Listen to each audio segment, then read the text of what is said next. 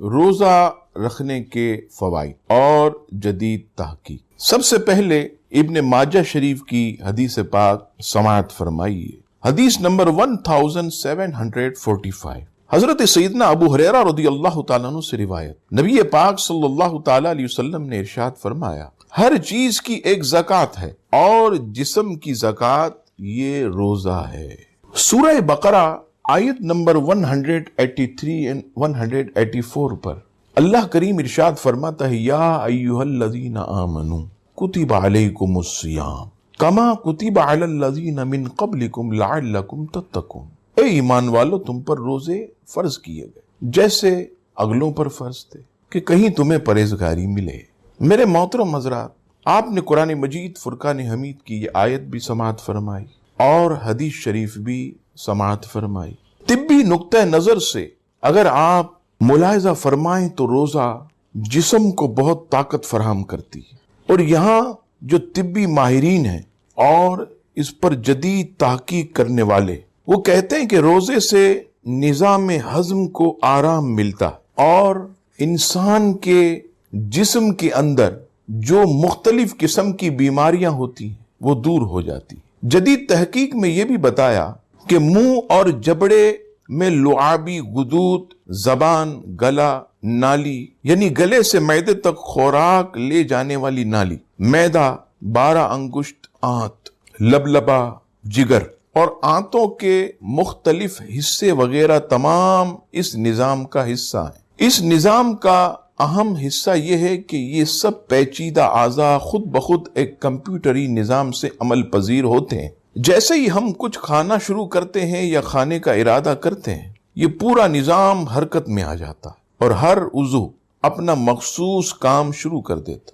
یہ ظاہر ہے کہ سارا نظام 24 گھنٹے ڈیوٹی پر ہونے کے علاوہ اعصابی دباؤ اور غلط قسم کی خوراک کی وجہ سے ایک طرح سے گھس جاتا ہے۔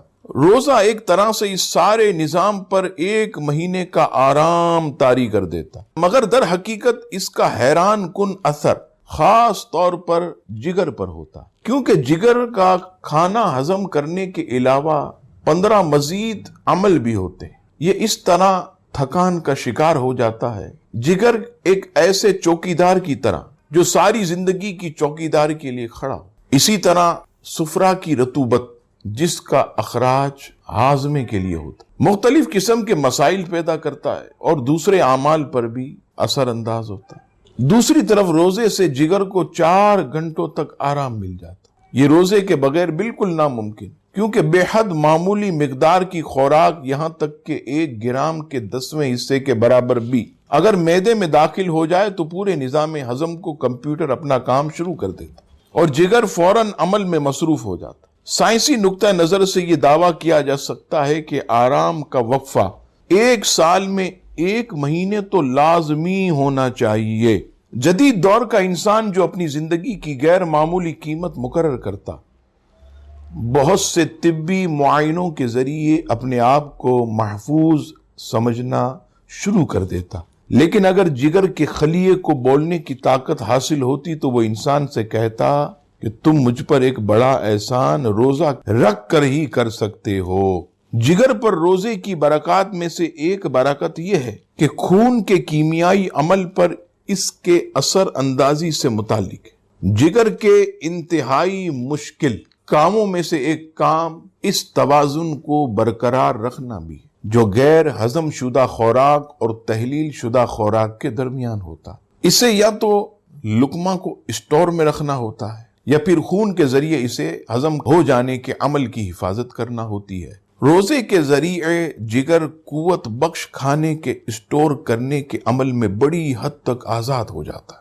اس طرح جگر اپنی توانائی خون میں گلوبین جو جسم کو محفوظ رکھنے والے نظام کو بلندی دیتا ہے۔ روزے کے ذریعے گلے اور خوراک کی نالی کی بے حد حساس اعضاء کو جو آرام نصیب ہوتا ہے، اس تحفے کی کوئی قیمت ادا نہیں کر سکتا۔ روزہ آنتوں کو توانائی بھی فراہم کرتا ہے۔